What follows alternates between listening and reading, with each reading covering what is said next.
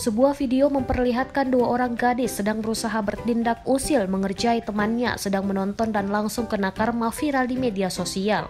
Video yang dibagikan pengguna TikTok ini lantas viral di media sosial disebut instan mendapat karma. Warganet menyebut demikian karena gadis berbaju ungu sangat gembira ketika temannya yang lain berusaha mengejutkan gadis yang sedang berbaring dengan sapu lidi.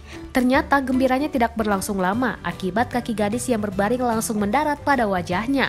Awalnya sangat senang dan begitu riang, gadis ini lantas membisu 1000 bahasa menerima tamparan kaki tepat mengarah pada wajahnya. Pengguna TikTok antara kasihan dan tertawa melihat gadis baju ungu, kasihan karena terkena tamparan kaki dan tertawa karena lucu melihatnya. Awalnya begitu riang langsung berubah menjadi diam, berbaring sambil mengerjakan berbagai aktivitas kerap dilakukan oleh perempuan, baik mengerjakan tugas, menonton film, dan sebagainya. Perempuan sering melakukan dengan berbaring karena disebut lebih nyaman.